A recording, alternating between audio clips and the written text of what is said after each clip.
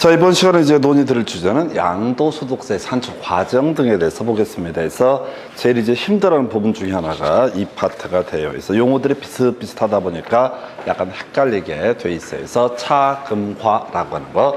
먼저 양도 차익이라고 하는 거 계산해 봐야 되고요. 양도소득 금액이라는 거, 그 다음에 양도소득 과세 표준이라고 하는 거, 이 순서에 따라서 차금과 계산을 하셔야 됩니다. 그래서 차금과라고 하는 거, 그래서 제일 먼저 구할 게 양도 차익, 그 다음 이슈가 될 게 양도소득 금액, 세 번째가 양도소득 과세 표준이라고 하는 거, 이렇게 그림을 잡게 됩니다. 그래서 자, 제일 먼저 차익이라고 하는 거, 자, 양도 가액에서요 필요 경비를 뺀 금액이라고 하는 거, 이게 이제 실거래가를 기준으로 양도 차익의 계산 방법이 되게 됩니다. 그래서 필요 경비는 취득가액이라든가 자본적 지출의 양도 비용, 요 세 가지를 묶어서 우리가 필요 경비라고 이렇게 논의를 하게 되죠. 자, 그리고 이제 거의 자 쌍으로 나오는 것이 바로 추계 결정이라는 개념이 되게 됩니다. 그래서 추계 결정이라고 해서 자, 바로 양도가액 추계 결정한 수가 하고요. 그 다음에 추계 결정한 취득가액, 그 다음에 필요경비 계산 공제액을 더해서 바로 자 필요경비라고 하는 것을 만들어내게 됩니다. 그래서 두 개의 차익이 양도 차익이 되게 된다. 고가주택하고요, 부담보증이요, 7년에 각 한 문제 구성이 되는데 버려요. 여러분들이 두 개도 외우기 더럽게 힘들어요. 그래서 두 개도 외우기 겁나 어려워요. 그래서 어쩌다 한 번씩 내는 문제 있거든요. 그래서 하고 싶으면 해보시고, 근데 제가 권해드리는 건 두 개라도 똑바로 하자. 어차피 양도소득세 파트에서요, 우리가 한 8문제 가까이 출제가 되는데, 그 중에서 손 못 댈 문제 한 문제에서 두 문제 나옵니다. 그게 이제 이 고가주택하고 그 다음에 이제 부담보증에 있어서 양도 차익의 계산 문제가 되게 됩니다. 그래서 이거라도 해서 실거래가 기준으로 양도 차익 계산하는 거 요거 하나 있겠고요. 그래서 나중에 문제 구성하는 것들을 보게 되면 필요 경비에 포함되는 것과 포함되지 않는 것 비교하는 식으로 출제가 이루어지게 됩니다. 그 다음에 이제 추계 결정이라는 문제는 거의 지금까지 문제는 거의 다 유형 자체가 순서 묻는 거예요. 그래서 나중에 매감기와 매감 환기를 따져놓는 문제. 그래서 30회 때 지금 아까 얘기했던 분양권에 있어서 기준식 어떻게 계산할 것이냐, 불프라고 해서 불입한 금액과 프리미엄을 합산한 금액, 이 이제 엽기적인 문제가 하나 구성이 됐던 사례였었고요. 그게 이제 22회인가 21회 때 출제가 되다가 쭉 안 나오다가 지금 이제 똑같은 주제에서 내긴 했었는데 그걸 가지고 냈었고요. 거기까지 다 공부하기 힘들죠. 그 다음에 이제 양도소득 금액이라고 하는 거, 앞에서 구했던 양도 차익이라고 하는 데서 장기 보유 특별공제액을 뺀 금액, 이걸 우리가 양도소득 금액이라고 정의를 하게 됩니다. 예, 그리고 나서 과세 표준이라는 개념이 나오게 되죠. 그래서 양도소득 과세 표준이라고 하는 거, 자, 방금 구했던 바로 양도소득 금액에서 기본 공제에 바로 250만 원을 뺀 금액, 이게 바로 뭐가 된다? 바로 과세 표준에 해당이 된다. 그렇게 해서 자, 과세 표준 계산해 갖고요, 세율을 곱하게 되면은 그게 양도소득 산출세. 물론 여기다가 이제 뭐 세감면 뭐 이런 거 저런 거 해갖고 총결정세 뭐 이런 것들이 아까 지문 속에서 구성이 되는데 그냥 차금과라도 똑바로 하자. 그리고 지금 제가 이거 공부를 진짜 힘들었거든요. 힘들다는 게 뭐냐면 양도 차익하고 양도소득 금액하고 그 다음에 과세 표준하고 그 말이 그 말 같아가지고 이게 그렇게 힘들더라고요. 그래서 여러분들 하실 때 똑같아요. 그리고 헷갈리는 게 정상이야. 딱 들었는데 차금과 이게 자동으로 나오게 되는 거 재수 없는 겁니다. 그래서 차금과라고 하는 거 진짜 그렇다니까요. 내가 이것 때문에 진짜 몇 달을 고민을 하고 이렇게도 보고 저렇게도 보고 그러면 외우긴 외워. 근데 좀 있으면 또 잊어버려. 막 짜증이 이빠이 납니다. 이게. 그래서 차금과. 근데 이게 이제 차금과 순서를 세팅을 해놓고 보니까 이게 이제 해볼 만한 거예요. 차금과. 그래서 양도 차익을 공부할 때가 됐든 양도소득 금액을 공부할 때가 됐든 양도소득 과세 표준을 가지고 공부를 할 때가 됐든 어느 쪽이 됐든 간에 항상 차금과라는 순서.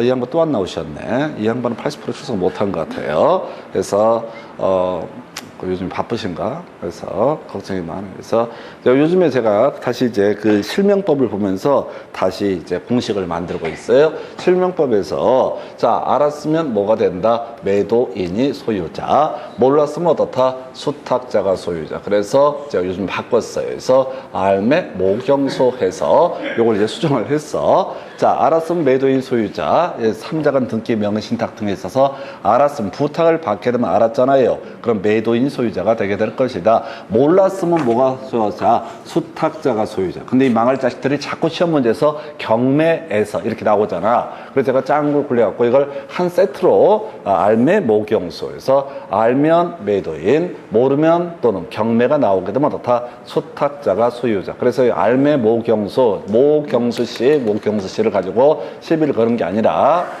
해서 얼마나 외우기가 편해. 이번 성함이 경자 숫자 쓰시거든. 그래서 아니 성이 다른 성씨인데 그 이제 와 성씨 아이 그 성씨를 얘기하면 안 되지.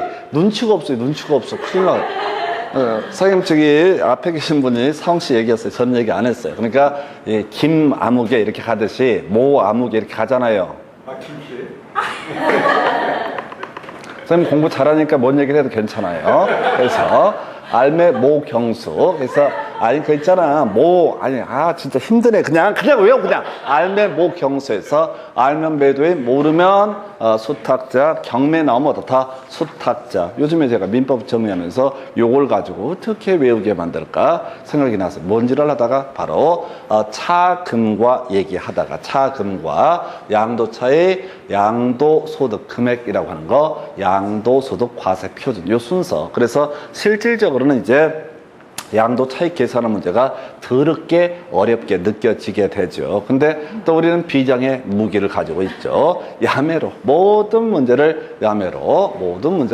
그래서 제일 먼저 논의할 주제가 지금 이제 필요 경비에 포함되는 것과 제외되는 것 이거 물어봐요. 해서 이게 또 외워버렸지 해서 지금 보니까 필요 경비에 포함되는 개념 중에 하나가 취득가의 자본적 지출의 양도 비용이라고 하는 거 있었죠. 그래서 일단은 여기서 이제 필요 경비에 산입되는 것과 제외되는 걸 외우셔야 돼. 이걸 여러분이 이거 왜 외울 수 있을 것 같아? 천만의 말씀 때려 죽여도 못 외워. 그럼 이제 야매로 외워야 되지. 아닌 거 외웁시다. 산입된 거 어떻다? 바로 필요 경비의 범주에 포함시키지 아니한다. 산입된 건 어떻다? 이미 한번 산입된 것은 필요 경비의 범주에 포함시키지 아니한다. 두 번째, 자 지연에 따른 키워드 아마 지연이 되겠죠. 자 그래서 지연에 따른 이자 상당액은 어떻다? 필요 경비에 산입하지 않는다. 취득가액에 산입하지 않는다. 해서 우리 이제 그 부동산 실명법 할 때 알매 모경수라는 이제 사자성어 오자성어 할 때는 공부하셨고 지산 얼마나 좋아. 무슨 사람 이름 호 같네. 그 꼰대 있잖아. 꼰대들 중에서 어떤 인간들이 있어. 그냥 지 멀쩡한 이름 놔두고 모경수 씨 이렇게 성함 놔두고 굳이 호를 쓰는 인간들이 있어. 유치 찬란하게. 그것도 찌질하게 또 좋다고 그러고 또 지산 자네는 이지랄 하면 또 그렇게 하고 이름이나 호나 거기다 지산 새끼 하면 어차피 욕이잖아. 뭔 얘기하고 있어요? 취득가액에 포함되지 않는 거 뭐라고요? 지산. 그래서 지연 들어가고 어떻다? 산입한 것은 어떻다? 지금 이제 필요경비에 산입하지 않는다. 그래서 이제 공부하실 때 어떻게 해야 되냐면은 읽으시면 안 돼요. 어차피 시험장 가서 읽으실 거 아니잖아.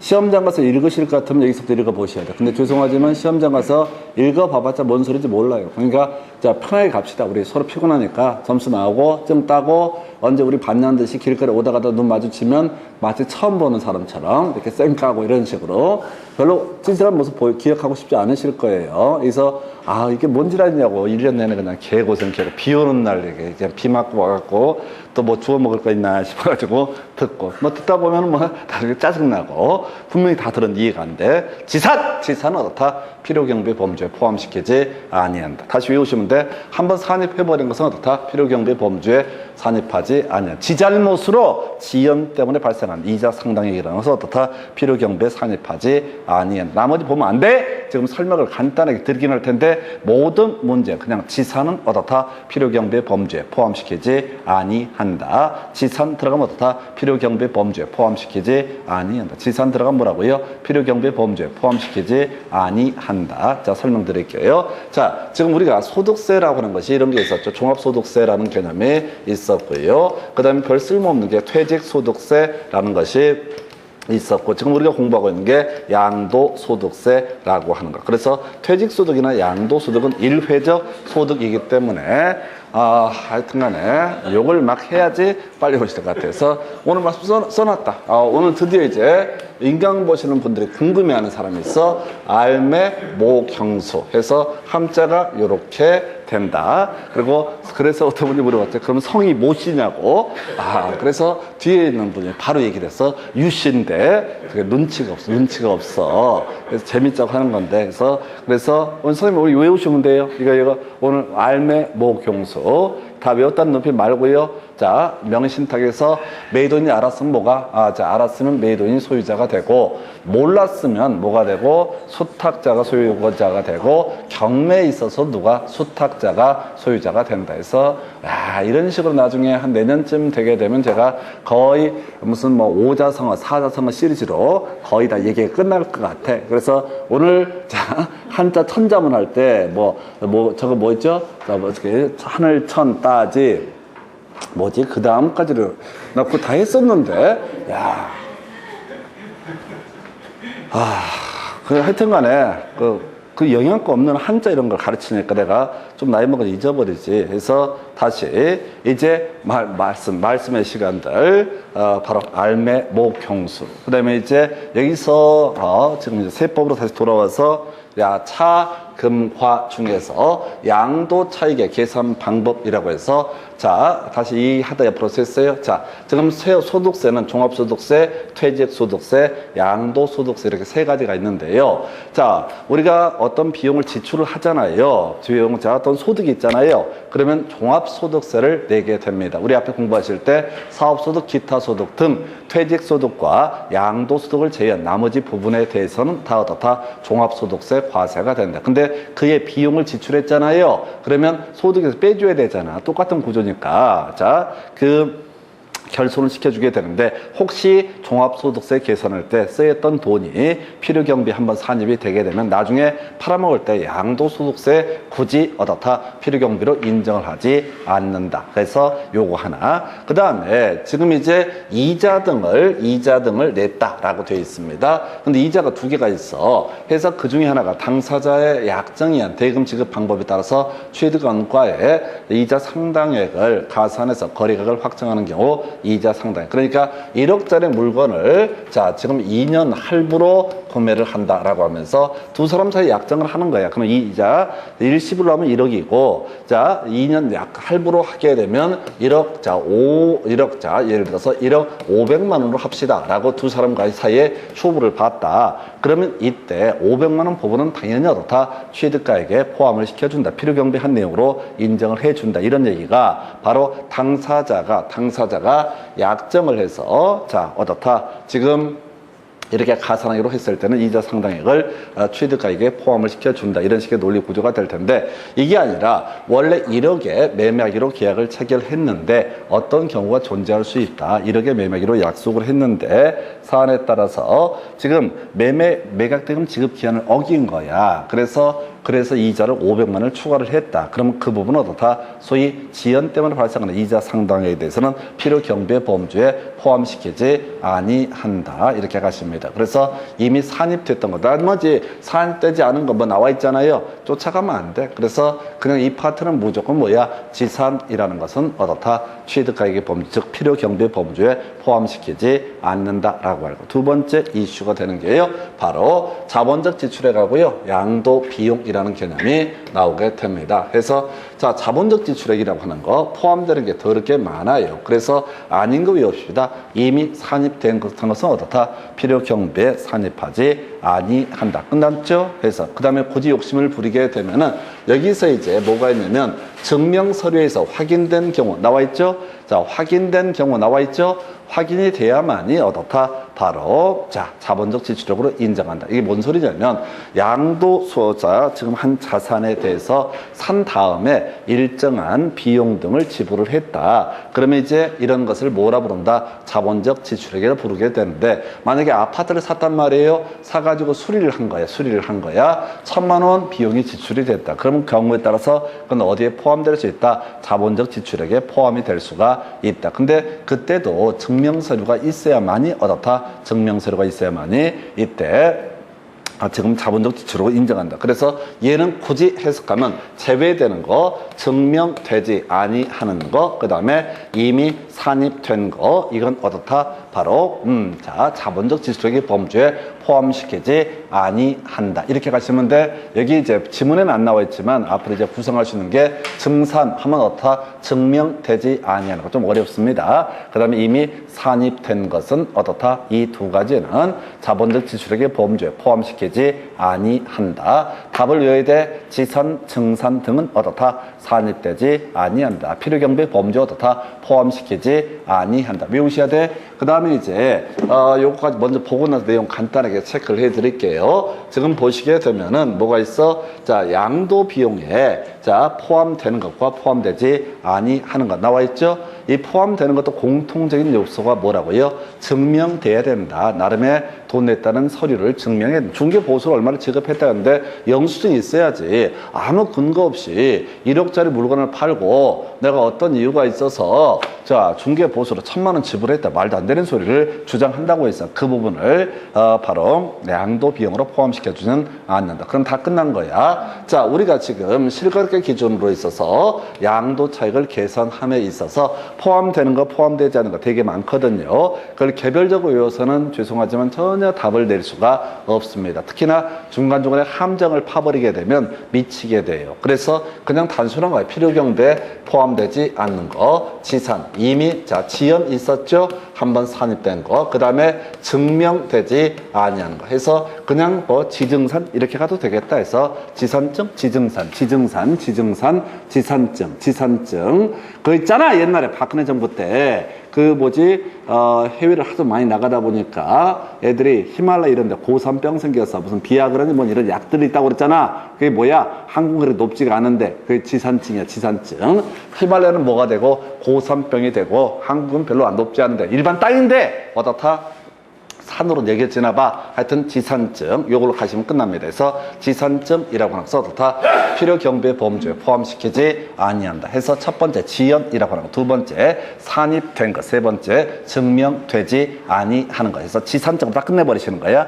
겁나 간단해 이 파트가. 이렇게 무식하게 외우면 아주 쉽게 가고요. 이걸 꼼꼼히 의미를 새기시게 되면은 저처럼 지금 7년 8년 해도 볼 때마다 매번 새로 와요. 그리고 어설프게 지식들이 있다 보니까 이게 꼼꼼히 보는 게 습관이 돼버리거든요. 그러면 그게 오히려 독이 됩니다. 왜? 아무 쓸데없는 짓거리를 하고 있으니까. 그래서 지산증 끝이에요. 자, 다시 필요경비에 산입하지 아니하는 거. 뭐가 있었다고요? 자, 제일 먼저 지연 있었죠? 산입된 거 있었죠? 그리고 세 번째가 뭐라고요? 증명되지 아니하는 거. 그래서 지산증은 어떻다? 필요경비의 범주에 포함시키지 아니한다. 좀 이따 문제 보실 때도 약속하셔야 돼. 어떻게 약속을 하셔야 돼? 대놓고 지산증 찾아보기로. 저는 지금 문제 본 지도 좀 됐기 때문에 어떤 문제가 나온지 기억 못합니다. 여러분들이 제가 하도 이걸 몇 년 동안 하다 보니까 이거 문제 다 외울 거라고 생각하실 텐데 똑같은 대가리 구조예요. 그래서 볼 때마다 매번 무릎을 쳐요. 어머, 이놈의 시기들이 이런 걸 다 내고 지랄이네. 여러분도 마찬가지입니다. 자, 지난주에 모의고사 보셨지만은 사실 기존 기출문제 조금씩밖에 변형을 안 해놨어. 크게 변형도 안 해. 근데 매번 와우, 좀 뭐 그동안 수업할 때는 겁나 쉽다고 이제 나도 알겠다고 얘기했었는데 막상 혼자 그 문제를 섞어버리니까 뒤죽박죽이 되는 거예요. 뒤죽박죽이. 그래서 제가 부탁을 드리는 게 뭐냐면 지산증 이거 외우기도 만만치가 않아요. 그래서 대신 맨날 노력을 해주셔야 되는 게 뭐라고요? 아까 미등기 양도자산 비업무용 토지 무조건 포함되지 아니한다. 이런 식으로 이런 걸 외우셔야 돼. 그래야지 문제를 푸지. 그걸 이제 법조문 의미를 새기고 이런 식으로 하시게 되면 죄송하지만 진짜 안 됩니다. 같이 죽어요. 제가 전에 그 말씀드릴 것 같은데 빅스비 한강 수온을 체크해줘 라고 하니까 빅스비가 같이 가자 가자 이렇게 한다고. 우리 10월달에 시험 끝나고 한강대교 앞에서 만나가지고 가위바위보 해서 누가 먼저 뛰어들 것인가 이런 일 없어야 돼. 그렇게 하면 어떻게 해야 돼? 지산증, 아주 무식하게 지산증이라고 하는 것은 다 필요경비에 산입하지 아니한다. 그러니까 이게 이제 나중에 문제를 푸시다 보면 이게 대박이에요. 대박. 내용을 모르는데 지산증 요 하나로 거의 다 해결을 해 가실 수 있습니다. 간단하게 개념만 좀 설명을 드려볼게요. 자, 우리가 양도 차익을 계산함에 있어서 취득세에 포함됩니다. 지산증 아니죠. 그 다음에 아까 이자, 가산 이자 상당 이거 지산증에 포함 안 되죠. 지연 아니잖아요. 산입 아니잖아요. 그 다음에 증명되지 아니한 것 아니잖아요. 그러니까 어떻다? 당연히 이런 부분에 대해서는 바로 취득가액의 범죄에 포함을 시킨다. 그 다음에 산입되지 아니한 것 나와 있죠. 산입된 것은 어떻다? 포함시키지 아니한다. 그 다음에 지연 나와 있죠. 산입된 거 나와 있죠. 그 다음에 지금 뭐가 있어? 지금 자본적 지출액에서 두 가지 외워달라. 증명되지 아니한 것하고요. 이미 산입된 거. 요 두 개는 어떻다? 바로 자본적 지출액의 범죄에 포함시키지 아니한다. 그럼 이제 지금 보면은 연장, 웅을 하고 있잖아요. 지산증 아니잖아요. 그러니까 어떻다? 바로 자본적 지출액의 범죄에 포함되게 된다. 그 다음에 양도 자산의 용도 변경 계량 이런 거 볼 것도 없어. 지산증이 아니잖아. 그러면 당연히 그 자본적 지출액의 범죄에 포함이 된다. 세 번째, 양도 자산을 취득한 후, 필요 경비에 산입되지 아니한. 아까 산입한 것은 어떻다? 산입했던 것은 포함되지 않는다니까. 산입되지 아니한 것은 어떻다? 당연히 포함이 되게 된다. 개발 부담금, 재건축 부담금 등 나와 있죠. 이건 이제 부동산 학개론 우리 공부할 때 몇 번 이슈 삼았던 거죠. 정부가 부동산 시장에 간접적으로 개입하는 방법 중에 하나가 뭐가 있다? 개발 부담금. 키워드 뭐야? 정상 지가 상승분 초과하는 토지가격 증가분에 대해서 국가가 삥을 뜯는 거. 재건축 부담금이라고 하는 거. 정상 주택가격 상승분을 초과하는 부분에 대해서 국가가 삥을 뜯는 거. 그때는 국토부 장관입니다. 이런 것들이 정부가 부동산 시장에 간접적으로 개입하는 방법 중에 하나가 된다. 그런 얘기와 연계가 되고요. 그래서 굳이 개발 부담금에서는 외울 것 중에 하나가 정상 지가 상승분 초과해서 땅값이 올랐을 때 삥을 뜯고요. 그 다음에 정상 주택가격 상승분 초과해서 올랐을 때 바로 재건축 부담금 이런 거 하는데 최소한 다른 거 다 떠나서 지산증은 아니다. 산입된 거, 지연, 그리고 또 하나가 증명되지 아니한 거 이렇게 되게 되면 이것은 이게 지산증에 포함되지 않게 되면 바로 필요경비의 범죄에 포함이 되게 된다라고 할 것. 그리고 나서 여기도 마찬가지 구조예요. 이걸 가지고 디테일하게 괄호 열고 이런 것들에 현혹되면 안 돼. 틀리게 나오든 맞게 나오든 답을 구성하지 않아요. 이게 바로 우리 양도 차익이라고 하는. 다시 갑시다. 양도 차익 제일 먼저 계산해야 됩니다. 그래서 실제 거래 가액에 따른 양도 가액에서 월 뺀 금액, 뺐던 금액이 필요경비. 근데 필요경비에 포함되지 않는 거, 포함되는 거 이싸움 붙이고요. 필요경비에 포함되지 않는 거 뭐라고요? 지산증이라고 하는 거. 지산증이라는 거.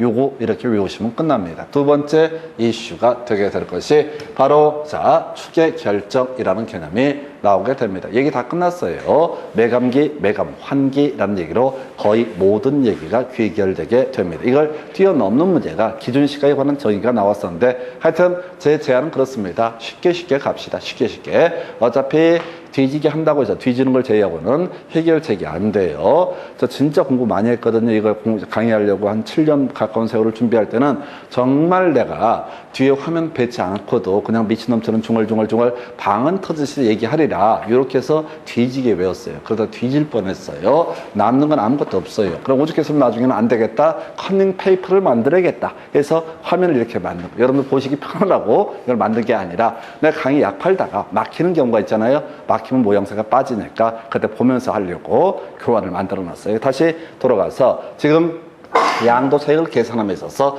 실거래가를 알 수 없는 경우, 즉 자산의 양도 또는 취득 당시 실거래가를 인정 또는 확인할 수 없는 경우, 이때는 양도가액, 취득가액을 매감 환기 순서로 결정할 수 있다. 그래서 이건 세 가지가 나와요. 첫 번째가 묶어서 얘기할 때는 뭐라고 해야 돼? 매감 환기라는 표현을 써야 돼. 조문 그대로 출제가 되거든요. 양도가액 또는 취득가액, 양도가액 또는 취득가액을 결정함에 있어서 뭐라고 한다? 매감 환기 이렇게 가야겠고요. 그 다음에 이제 양도가액의 추계 일정 순서는 뭐라고요? 매감기라고 하는 거. 매감기. 취득가액의 추계 결정 순서는 어떻게 됩니까? 라고 했을 때 매감환기라고 하는 거. 이렇게 가시면 돼. 그냥 이렇게 가시면 돼. 끝났어. 이게 거의 문제 한 70% 정도를 점유하는 부분이에요. 그래서 매감기와 매감환기. 다시 갑시다. 전체를 뭉뚱그려서 출제를 할 때는 어떻게 출제를 한다고요? 매감환기. 양도가액 또는 취득가액을 추계 결정하자 실거래가를 확인할 수 없을 때 그때 통틀어서 얘기하면 매감환기. 양도가액의 추계 결정 순서도 딱 한정을 하게 되면 매감기. 취득가액의 추계 결정 순서를 논하라. 그러면 매감환기라고 하는 거. 이걸 뛰어넘는 문제 분명히 있었습니다. 근데 죄송하지만 풀 수가 없어요. 1분 안에 풀기에는 거의 불능에 가깝습니다. 수험생들을 보시게 되면 이렇게 뭐죠? 취득 환산 가액을 가지고 취득 가액을 추계 결정하는 경우에 요거 필요경비 계산 공제 이런 거 하면서 문제 풀면서 겁나 좋아하거든요. 근데 바보들인 게 자, 해설 달아놓고 같이 풀더라도 3분에서 4분이 걸려. 그래서 3분, 4분 동안 딱 풀고 나서 그 사람들의 표정을 보세요. 자, 제가 볼 때 얼마나 가소롭기가 이루 말할 수 없는데 좋아해. 4분 걸려서 풀고 나서 나이스.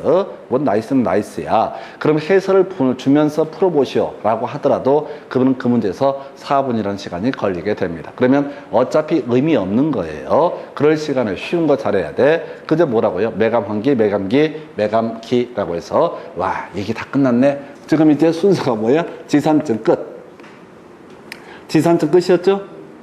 실질 거래에 가야겠다는 양도 차익을 계산할 때는 뭐라고요? 지산증. 자, 필요경비에 산입하지 않는 거, 지연, 산입됐던 거, 증명할 수 없는 거 해서 지산증 나왔었죠? 그 다음에 양도가액, 취득가액을 실거래가를 확인할 수 없어서 추계 결정을 할 때 매감환기, 매감기라고 하는 거. 매감환기, 매감기, 매감환기. 세 가지로 나온다고 했어요. 세트로 나올 때가 매감환기. 그 다음에 양도가액 추계 결정 순서는 매감기. 그 다음에 지금 취득가액의 추계 결정 순서는 뭐가 된다? 매감환기. 딱 이렇게 하면은 다 풀진 못해요. 여기는 추가적으로 기억하실 것이 고가주택에 있어서 양도차익 계산 방법, 부담부증에 있어서 양도차익 계산 방법이 있는데 그 문제가 너무 길어요. 해설 기본서 같은 걸 보시게 되면 제가 쓰느라 죽는 줄 알았어요. 너무 길기 때문에. 해서 비우고 가시면 돼. 이거 다 묶어서요. 1년에 약 한 문제 구성합니다. 근데 실제 문제는 매감기, 매감환기, 매감환기, 매감기, 매감환기 요 얘기하고 그 다음에 아까 지산증 이렇게 갔었나요? 지산증. 예, 그걸로 다 끝나요. 근데 이제 두 문제가 세 문제인가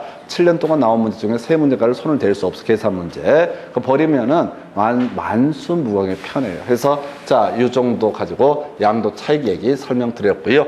자, 그래서 자, 문제 한번 가볼까요? 자, 필요 경비에 관한 설명 28회 때 옳은 것은 스톱. 내용 보시면 안 돼. 내용 보시면 안 돼. 우리가 그저 알아요. 이렇게 필요경비의 법에서는 주로 산입하는 걸 예시를 하고 있거든요. 그러면 시험 문제의 포인트는 뭐야? 산입하지 않는 것 등을 주요 이슈가 될 수가 있을 겁니다. 필요경비에 산입하지 않는 게 뭐라고 했어요? 지산증이라는 것은 어떻다? 필요경비에 포함되지 않는다. 끄트머리 가볼까요? 자, 지금 취득 원가에 포함되지 아니한다 라고 해서 이자 상당에 지급길 지연 나와 있죠? 지연이라고 하는 것은 어떻다? 자, 바로 취득가액 필요경비에 포함시키지 아니한다. 필요경비에 포함을 안 시킨다는 얘기는 바로 취득가액에도 다 포함시키지 아니한다. 나와 있죠? 지연 나와 있죠? 자, 지연은 어떻다? 취득가액에 포함시키지 않고 취득가액에 포함시키지 않기 때문에 필요경비에도 포함시키지 아니한다 라고 해서 1번 지문요 옳은 것 이렇게 구성을 하고 있습니다. 끄트머리 증명서를 수치 보관하지 않더라도 나와 있죠? 증 걸려 있죠? 이 부분은 어떻다? 필요경비에 산입하지 아니한다. 자본적 지출액에 포함시키지 아니한다. 양도 비용에 포함시키지 아니한다. 가 돼야 되죠? 그런데 뭐라고 써 있어? 증명서를 수치 보관하지 않더라도 필요경비로 인정한다. 틀렸죠? 해서 이런 얘기가 되겠고 3번은 뭔 소리인지 모르겠고요. 양도 비용으로 인정된다 라고 되어 있습니다. 잘 모르겠어요. 자, 그 다음에 5번 취득세 납부 영수증이 없으면 필요경비를 인정하지 아니한다. 필요경비를 인정하지 않는 게 뭐 있어요? 지산증 이렇게 갔었죠? 지산증은 어떻다? 필요경비에 산입하지 아니한다. 이렇게 갔었죠? 그럼 이제 문제를 가지고 답은 일단 1번은 쉽게 풀어낼 수가 있겠고요. 3자 끄트머리 필요 경비로 인정한다. 그러면 지산증이 없어요. 어떻다? 필요 경비로 인정한다. 가는 거죠. 근데 증명 서류가 없대요. 그러면 당연히 어떻다? 필요 경비로 인정하지 않는다. 3번은 뭔 소리인지 모르겠고 4번 양도 비용으로 인정된다라고 해서 자 겁나 어려운 얘기 하고 있네요. 예, 최소한 자, 지산증이랑 관련된 함정 파는 거니까 쫓아가지 마시고. 왜 이 문제가 다시는 안 나오니까. 5번쯤은 필요경비를 인정하지 않냐는. 그 앞에 뭐 있어야 돼요? 지산증 이렇게 가시는 거예요. 그래서 이 문제를 풀어가실 때는 1번, 그 다음에 지금 어디 있어? 2번, 그 다음에 5번. 요 틀을 가지고 접근하시면 끝나는 거예요. 불안해도 이게 훨씬 나아요. 지산증이란 주제. 지산증이라고 하는 것은 다 필요경비, 즉 취득가액이라든가 자본적 지출액, 양도 비용이 어떻다 포함시키지 아니한다. 그래서 이거 함정 파서 4번 같은 거 뭐 기어 나왔잖아요. 이거 연구해봤자 아무 쓸모가 없어. 왜? 다시는 안 나오니까. 아니 다시 나오더라도 어차피 모를 거니까.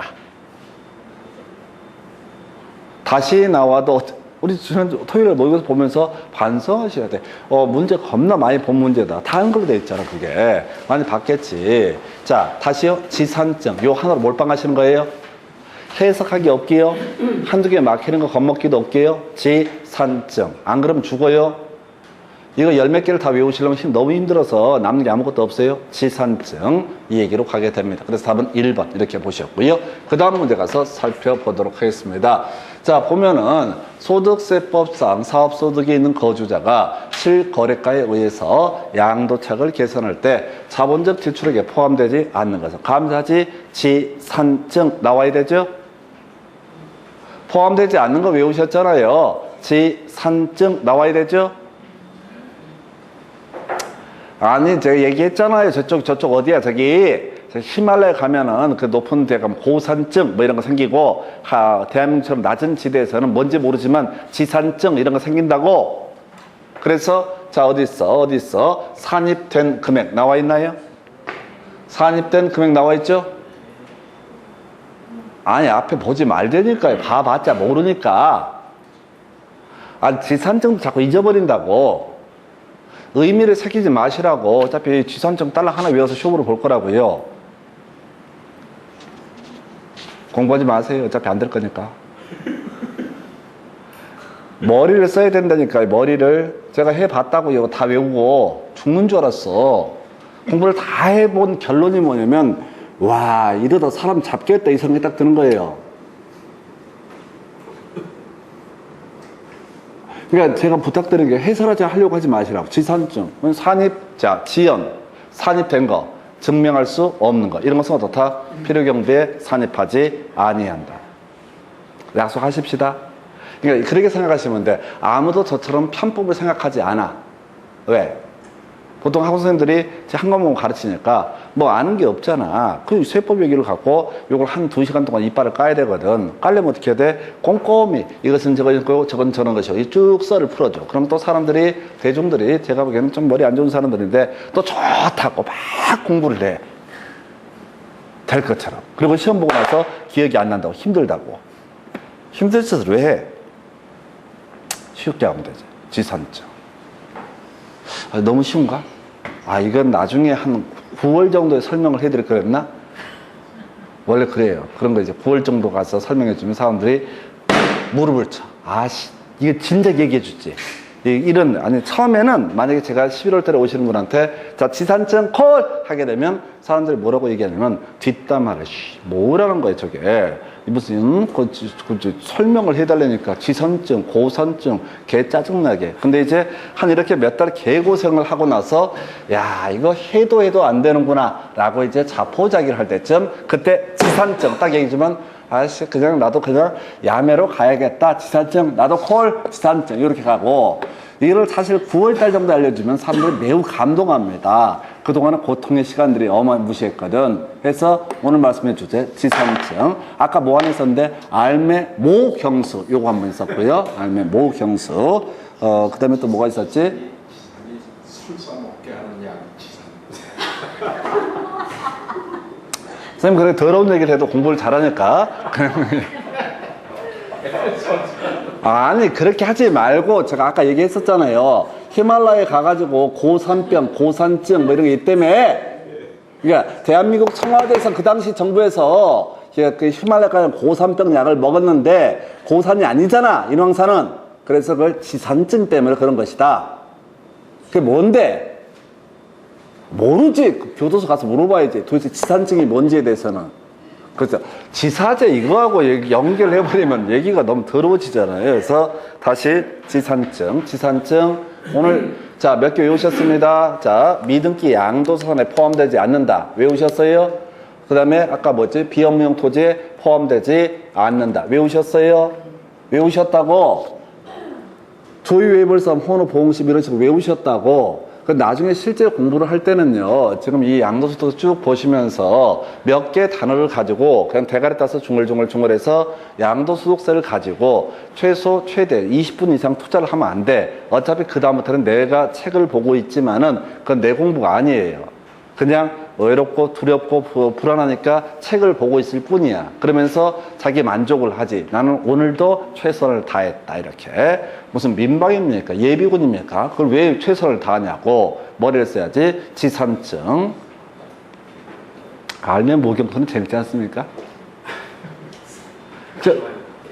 연구 많이 했다니까요. 요거를 알매 모수하고 그 다음에 경매는 수탁제 이걸 하다가 이걸 세트로 만들어야겠다 해서 쌤 오시기를 기다렸어요. 오늘 내가 만든 걸 보여드리고 싶어서 칭찬을 받고 싶었는데 밖에 비 오는데 비 오는 날 먼지다게 두드려 맞아볼래? 이런 눈빛으로 해서 알매 모경소에서 오늘 말씀의 주제 그저 지산증이라고 하는 것은 어떻다? 필요경배 범주에 포함되지 않는다 해서 이게 만약에 처음 수업 받는 분이 혹시 있으면은 저 새끼는 완전 양아치구나 이런 생각을 하시게 될 거예요. 맞습니다. 그래서 지산증 이렇게 가시고 지금 느끼셔야 돼. 이게 얼마나 어려운 건지.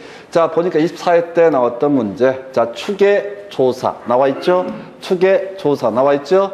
그러면 이렇게 뭐라고 그랬어요? 매감환기, 매감기라고 하는 거 기억해달라고 그랬었죠? 매감환기, 매감기 해서 전체로 물어볼 때 뭐라고 했어? 양도 또는 취득 당시 실거래가를 확인해서 점점점 없을 때 추계 결정 경정 사유에 해당이 된다. 실거래가를 입증할 수 없을 때 어떻다고요? 미루어서 결정하거나 그걸 수정하는 것을 경정이라고 부르게 된다. 그래서 매매 사례가의 감정가, 환산가, 기준시가에서 매감환기라고 돼 있죠? 썩 좋은 지문 아니에요. 전체를 뭉뚱그려 할 때 순서가 매감환기. 그 다음에 매매 사례 가액이라고 하는 것은 양도일 전후 각 3개월 내에 매매 사례가 있으면 이런 것을 매매 사례 가액. 별로 안 중요해. 자, 감정가 이런 것도 마찬가지야. 그 당의 재산과 유사한 자산은 3개월 이내에 이인상의 감정평가업자 등등등 돼 있다고 치고 자 환산가액은 양도가액을 추계할 경우 적용되지만 취득가액을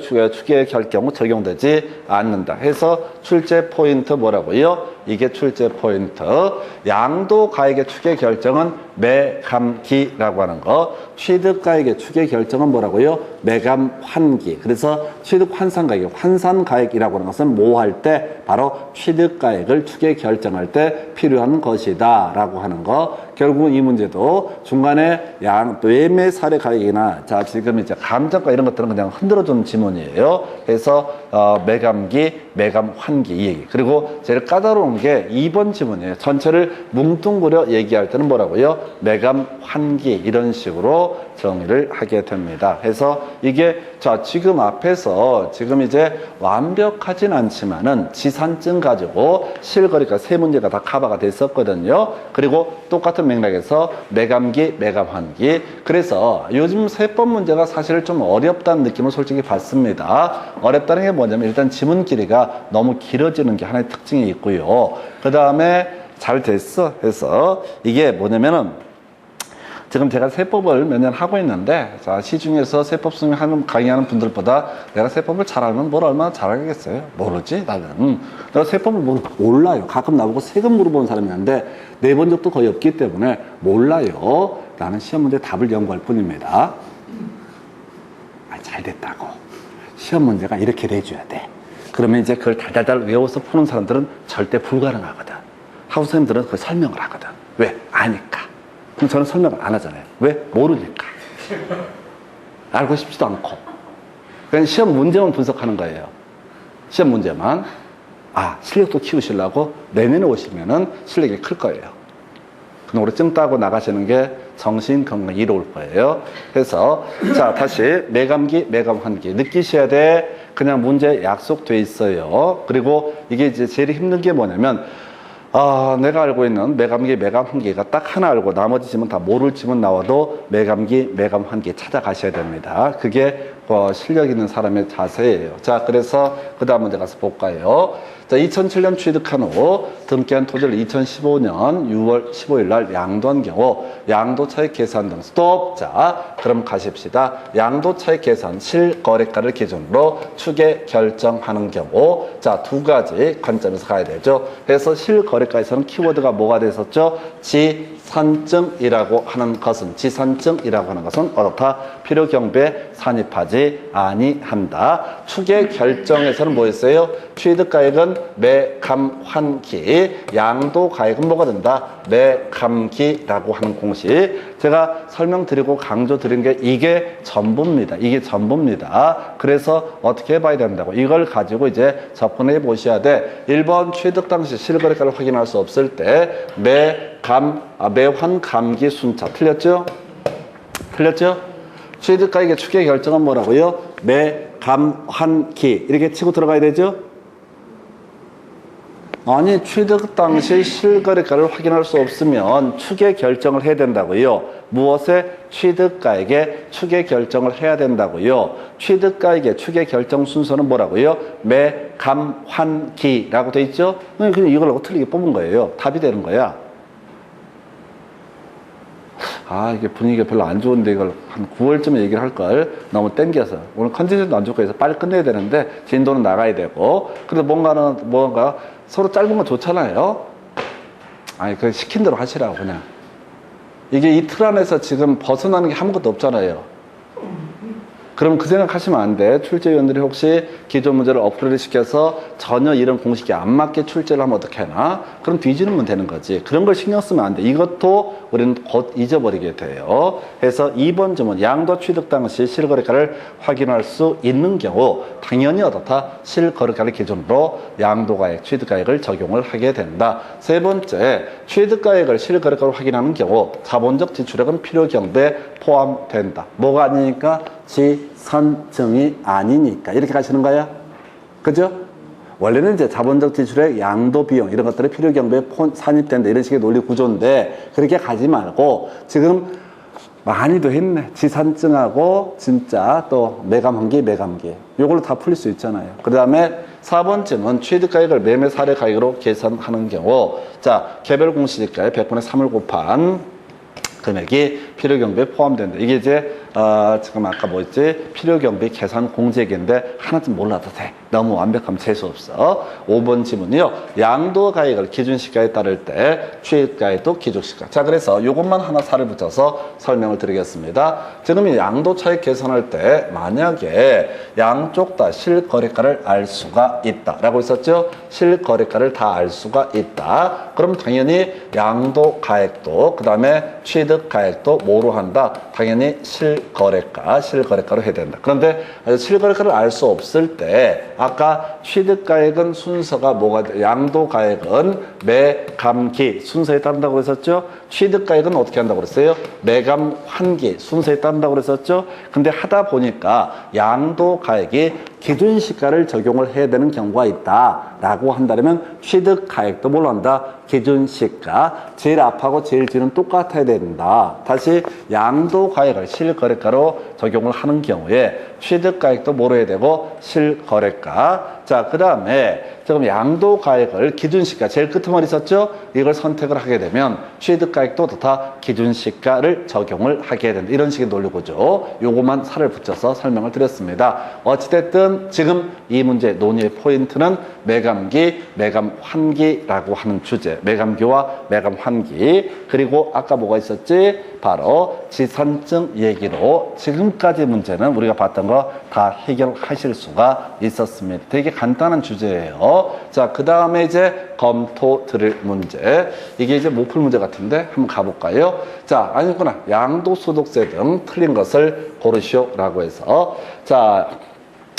이거는 좀 다른 얘기 같은데 일단 1번 질문 같은 해 여러 개 자산을 양도한 경우 기본 공제는 해당 과세 기간에 먼저 양도한 자산의 양도소득 금액부터 순서로 공제한다 라고 해서 뭐냐면은 우리가 차, 금, 과라고 하는 거 양도소득 과세 표준 계산할 때 자 기본 공제액 250만 원 빼거든요. 그랬을 때 한 놈한테 다 빼주는 게 아니라 여러 번 거래를 했으면 각각 얼마 250씩 빼준다 이런 식의 논리거든요. 뭔 소리냐면 A라는 토지를 양도해서 차 양도차익 계산했고 양도소득 금액 계산했다고 치고 과세 표준 계산할 때 이 금액에서 얼마 기본 공제 250만 원 빼면 될 것이고 B라는 자 토지를 또 그에 양도를 했다. 그럼 같은 순서에 따라서 다 빼준다 이런 식의 얘기인데 몰라도 돼? 왜? 단군이 나라 만들고 처음 나왔던 지문이고 그 후로도 다시는 나오지 않는 지문. 모르는 건 절대 부끄러운 게 아니다. 2번 지문이요. 소득세법. 감사다. 미등기 양도자산. 자, 장기보유 특별공제 적용하지 않는. 답은 안 돼요. 미등기 양도자산은 장기보유 특별공제 이런 거 적용 안 된다고 그랬었고요. 기본 공제 적용 안 하고요. 세율은 70%를 적용한다. 이런 것들인데 답이 안 돼. 그럼 이 문제를 딱 보면 이 문제는 뭘 고르시오? 자, 틀린 것을 고르시오. 이런 눈치를 챌 수가 있어야 됩니다. 그러니까 사이드로 내는 파트가 있고 메인으로 뽑는 파트가 있다고요. 미등기 양도자산에서 메인이 되는 것은 점점점은 미등기 양도자산에 해당하지 아니한다. 그게 포인트가 되게 되는 겁니다. 3번 2월 과세를 적용받는 경우 장기보유 특별공제 보유기간은 증여자가 해당 자산을 취득한 날부터 기산한다. 맞고요. 뒤에서 공부할 텐데 모를 얘기야. 어려워. 4번 A 법인과 특수관계인 주주가 시가 3억짜리 토지를 5개 양도했을 때 양도가액은 3억으로 본다 해서 옳은 표현 5% 이상 차이가 나면 사업자 바로 시가를 거래가액으로 본다. 근데 솔직히 말씀드리면 2번 지문 정도를 제외하고 나머지는 우리가 좀 이따 공부를 하긴 할 텐데 잘 모를 얘기야. 그런데 감동적인 지문이 나와 있잖아. 그래서 매, 감, 기 순서에 따라서 적용한다 라고 했을 때 지금 뭐라고 했어요? 자, 취득가액인 실거래가를 인정할 수 없을 때 매, 감, 기 틀렸죠? 취득가액인 실거래가를 인정할 수 없으면 매감 환기. 그래서 이 문제 답이 몇 번? 5번. 겁나 어려웠어요. 그래서 실질적으로 제가 이제 강조를 드리고 공부를 하는 것들. 이게 너무너무 힘들다는 게 내용이 너무 방대해요. 하나하나 꼼꼼히 가서 안 되고요. 보다 지쳐버리고요. 매감 환기, 매감 기 이 얘기로 다 귀결되게 됩니다. 그래서 지금 한 6문제 나왔었나요? 예, 이런 식으로 문제 구성이 이루어지고 있습니다. 자, 국내에 있는 기준 차산의 기준시가 산정 30회 때 문제고요. 22회 때가 나왔다가 이번에 새롭게 나온 문제입니다. 못 외워요. 너무 복잡해. 너무 복잡해서 이거는 시행령인가 시행규칙에 있는 걸 작정을 하고 낸 거야. 그래서 이거는 이제 뭐냐면 부동산을 취득할 수 있는 권리, 이게 뭐가 된다고요? 분양가라고 하는 개념이 되게 됩니다. 분양가라고 하는 거. 이 분양가에 있어서 우리가 앞에서 실거래가를 확인할 수 없는 경우, 자, 취득가액이라든가 양도가액 중 실거래가를 확인할 수 없으면은 매감 환기, 매감기 순서로 가게 된다. 그런데 아까 양도가액을 기준시가로 삼게 되면은 취득가액도 뭐로 삼는다? 기준시가를 기준으로 적용한다. 그래서 이 부동산을 취득할 수 있는 권리, 분양권에 있어서의 자, 기준시가라고 하는 것은 자, 불입한 금액하고요. 불입한 금액. 그 다음에 프리미엄을 합산한 금액을 뭐로 삼는다? 기준시가. 몰라. 22회 때 나오고 30회 때 구성이 됐기 때문에 손도 못 댈 문제. 다만 출제자를 위해서 변명을 하지 않고 볼까요? 지금 토지 얘기 나와 있죠. 건물 얘기 나와 있죠. 토지 얘기 나와 있죠. 그 다음에 오피스텔 나와 있죠. 그래서 기준시가 순서가 토지부터 시작하는 거예요. 내용은 봐봤자 의미가 없어요. 원래 출발점이 개별 공시지가부터 시작을 해야 되거든요. 근데 원칙은 개별 공시지가인데 경우의 수가 되게 복잡해. 그래서 이때는 이렇게 하고 저때는 저렇게 하고 이런 식으로 얘기하고, 그 다음에 건물 나와야겠죠. 건물은 국세청장이 결정 고시하는 가격인데 그 중에서 일반적 건물하고 오피스텔은 또 달리 취급을 하고요. 세 번째가 바로 주택이라고 하는 거. 그다음 부동산 가격 공시법에서 개별 주택 가격, 공동 주택 가격 뭐 이런 거 있었거든요. 거기다 살을 붙이게 돼 있고요. 제일 마지막에 나와 있는 게 뭐야? 부동산을 취득할 수 있는 권리. 그때 기준시가 불입한 금액과 그다음에 프리미엄을 합산한 금액에서 불프 이렇게 가게 됩니다. 불프라고 하는 거. 자, 이게 어디에서 공인중개사법에서 이슈가 되죠. 공인중개사법에서 중개보수를 계산하기 위해서는 거래 금액에다가 중개보수 요율을 곱해서 계산을 하게 된다. 분양권이라는 것은 주택이 아니기 때문에 원칙적으로 주택 외 중개 대상물에 관한 요율 0.9% 범위에서 협의해서 정한 이렇게 이제 스토리가 전개가 돼야 될 것인데, 그러면 거래 금액을 어떻게 계산할 거냐 했을 때 계중프라고 하는 거 있었죠. 계약금, 중도금, 프리미엄을 합산하는 금액, 이거하고 지금 양도소득세에서 분양권의 기준시가는 다 같은 맥락이 되게 됩니다. 계중프, 불프라고 하는 거, 계중프, 불프라고 하는 거, 계중프 그리고 뭐라고요? 불프라고 하는 거, 계중프와 불프라고 하는 거, 요거 못 댑니다. 손 못 대요. 그래서 작년에 뭐 수험생도 거의 곡설이 나왔던 그런 문제 유형이 됩니다. 그래서 자, 그 정도 보셨고, 그 다음에 계산 문제 세 문제가 기다리는데, 이건 이제 답은 달아놨는데 별 의미가 없습니다. 1분 안에 풀 수가 없는 문제 유형들이고요. 자, 그리고 나서요, 잠시 끊었다가 이제 양도소득 금액부터 이어서 설명드립니다. 일단은 다 떠나서요, 지금 우리 복잡하게 얘기를 했지만은, 자, 두 가지 이슈로 끝내버렸죠. 사실은 하나가 지산증 얘기하고 또 하나가 매감환기, 매감기라고 하는 거예요. 그래서 이렇게 하면 한 70% 정도의 문제를 다 답을 골라내실 수가 있습니다. 근데 지금 다 보시려고 하면 안 되고 지산증, 매감기, 매감환기 이렇게 해석을 합니다. 여기까지 보시고 잠시 끊었다가 양도소득 금액부터 체크합니다.